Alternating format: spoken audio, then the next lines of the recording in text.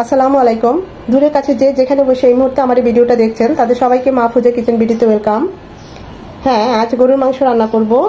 আমি অন্য কোনো রেস্টুরেন্টের মতো না বা কোনো বড় বাবুর্চিদের হাতের রান্না না, আমি সবসময় যেভাবে করি বাসায় যেভাবে করে খাই সেভাবেই করব। খুবই সিম্পল কিন্তু খেতে খুবই ভালো হয়। সবাই তো সবার মতো করেই করে, আজ আমি আমার মতো করেই করছি আর সেটাই আপনাদের সাথে শেয়ার করছি। তো চলুন কথা না বাড়িয়ে আমরা মূল ভিডিওতে চলে যাই। রান্না করার জন্য কড়াই দিয়ে দিচ্ছি সয়াবিন তেল 4 চামচের মতো, দিয়ে দিব কিছু গোটা মশলা। তেলটা গরম হয়ে এসেছে, 3 টুকরো দারচিনি, 4-5টা লবঙ্গ দাঁতে লাগলে বিচ্ছিরি লাগে খাওয়ার সময়, তাই অল্পই দিচ্ছি। দিয়ে দিব 15-16টা গোলমরিচ সাদা কালো, আর 4টা সাদা এলাচ থেতলে দিয়েছি ফ্লেভারটা বের হওয়ার জন্য।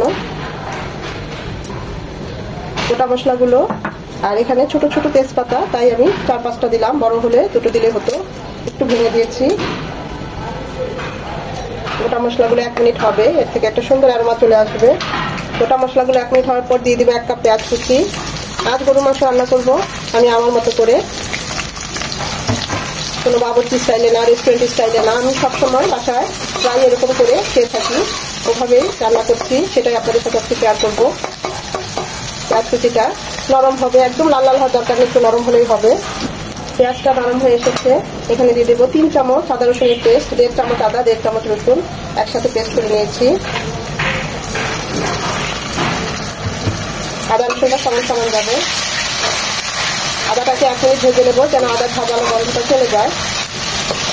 আদা রসুনটাকে 1 মিনিট ভেজে নেওয়ার পর দিয়ে দিব 2 চামচ হলুদ গুঁড়ো,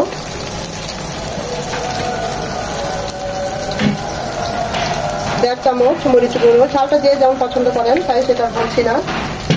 আমার মাংস হচ্ছে 1.5 কেজি কিছু উপরে, আমি ওই অনুযায়ী মশলা দিচ্ছি। আপনারা আপনাদের মাংসের পরিমাণ অনুযায়ী মশলাটা বাড়িয়ে কমিয়ে নেবেন। 1 চামচ ভাজা জিরের গুঁড়ো, ফুটানো পানি দিয়ে মশলাগুলো খুব ভালোভাবে কষিয়ে নেব। এখানে পানিটা একটু বেশিই দেবো, কারণ মশলাগুলো খুব ভালোভাবে কষিয়ে নিতে হবে। আমি আরও একটু দিচ্ছি। খুব ভালোভাবে মশলাটা কষাতে হবে। মশলা কষানো দেখলেই বোঝা যায় রান্নাটা কেমন হবে।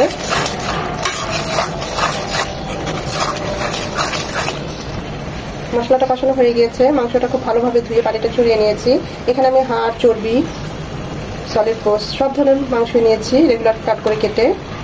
2 কেজির কিছু কম, অল্প কম, 200 বা 300 গ্রাম কম মাংস এখানে।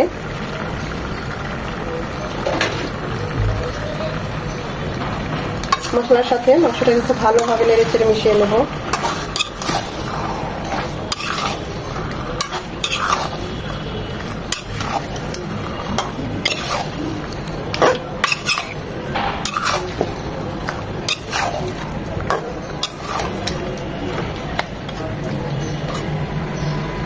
এখন মশলার সাথে মাংসটা কষবে মিনিমাম 15 থেকে 20 মিনিট।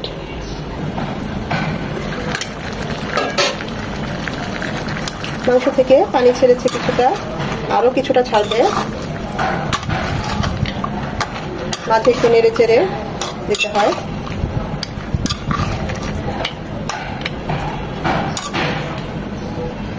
এটা আরো 10 মিনিট কষবে।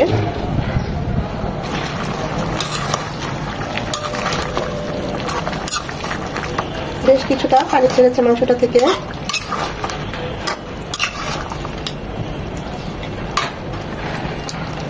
এই কষানো পানিতেই মাংসটা হাফ ডান হবে। এখন আর ঢাকবো না, এভাবেই কিছুক্ষণ রান্না করব। 1/2 কাপ টক দই, এটা ঘরে বানানো টক দই, তাই কিছুটা পানি ছেড়েছে, এটা একটু ফেটে দিয়ে দেব।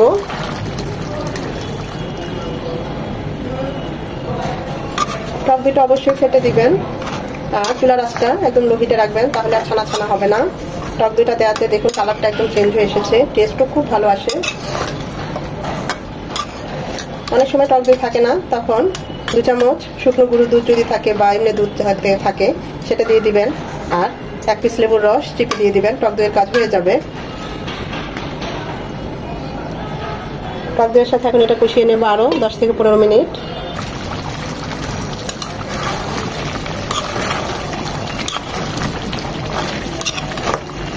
ভালোভাবে মাংসটা কষানো হয়ে গিয়েছে। প্রায় 60% মতো মাংসটা সেদ্ধ হয়ে গিয়েছে।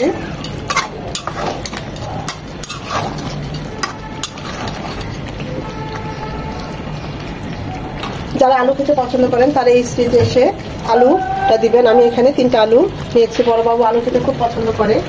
আর যারা একদম আলু খেতে পছন্দ করেন না তাদের দেওয়ার দরকার নেই। 3টা টমেটো কিউব করে নিয়েছি, সেটা দিয়ে দিচ্ছি। এখন আলুর সাথে মাংসটা মিশিয়ে নিয়ে কিছুক্ষণ কষিয়ে নেব, 4 থেকে 5 মিনিট।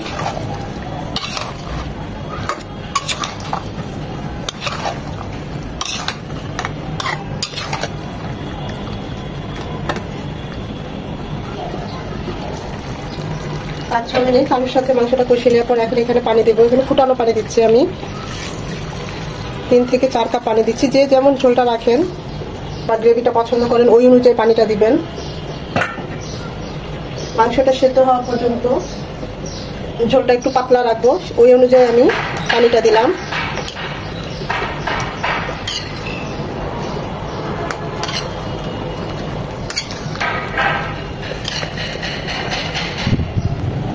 দিয়ে দিব 1 চামচ লবণ। আলুতে কিন্তু লবণ প্রচুর টানে, লবণটা তাই একটু বেশি দিতে হবে। এটা হবে এখন 20 থেকে 25 মিনিট। 1 চামচ জায়ফল জয়ত্রী, এখানে হাফ জায়ফল আর একটা পুরো জয়ত্রী গুঁড়ো করে নিয়েছি, সেটা দিয়ে দিচ্ছি। 1 চামচ গরম মশলা গুঁড়ো,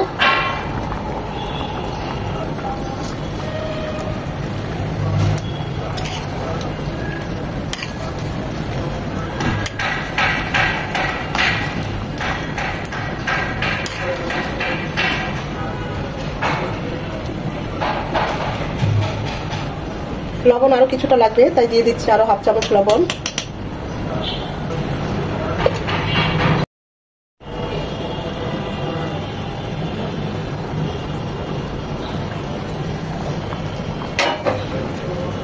দিয়ে দিব হাফ কাপ পেঁয়াজ বেরেস্তা,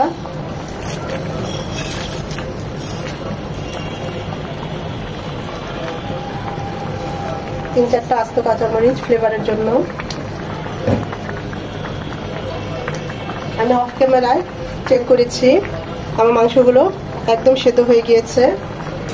এটা এখন আর 3 থেকে 4 মিনিট। আমি যেহেতু পেঁয়াজ বেরেস্তাটা দিয়েছি, পেঁয়াজগুলো বেরেস্তাটা যেন গলে যায়, এই মাংসের মধ্যে মিশে যায়, সেজন্য আমি আর 4-5 মিনিট রাখবো।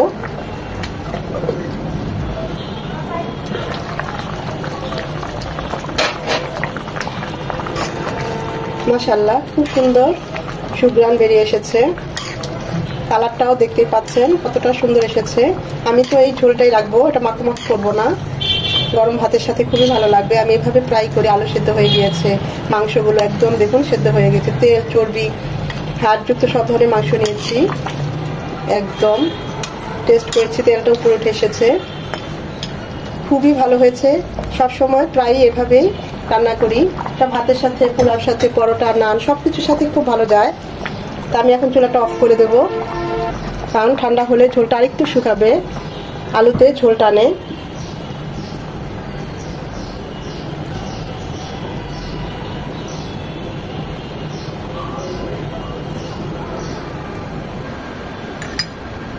সবাই তো সবার মতো করেই রান্না করেন, আমি আমার মতো করে করছি, সেটাই আপনাদের সাথে শেয়ার করলাম। এভাবে একবার হলেও ট্রাই করবেন, আর যদি ট্রাই করে থাকেন আমাকে কমেন্ট করে জানাবেন কেমন হয়েছে।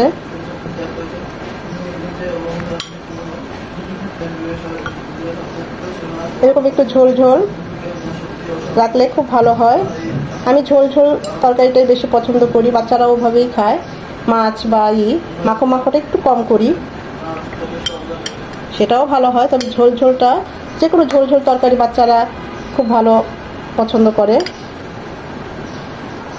আশা করি ভিডিওটা আপনাদের ভালো লেগেছে, আর যদি ভালো লেগে থাকে অবশ্যই লাইক করবেন, কারণ একটা লাইক পরবর্তী ভিডিও করতে আমাকে উৎসাহিত করে, সাহায্য করে। বেশি বেশি করে শেয়ার করে দিবেন। আর এখনো যারা আমার চ্যানেলটা সাবস্ক্রাইব করেননি অবশ্যই চ্যানেলটা সাবস্ক্রাইব করে আমার পাশে থাকবেন, যেন পুনরায় নতুন নতুন ভিডিও নিয়ে আপনাদের সামনে হাজির হতে পারি। আর ধৈর্য ধরে এতক্ষণ যারা আমার এই ভিডিওটা দেখেছেন তাদেরকে সবাইকে অসংখ্য ধন্যবাদ।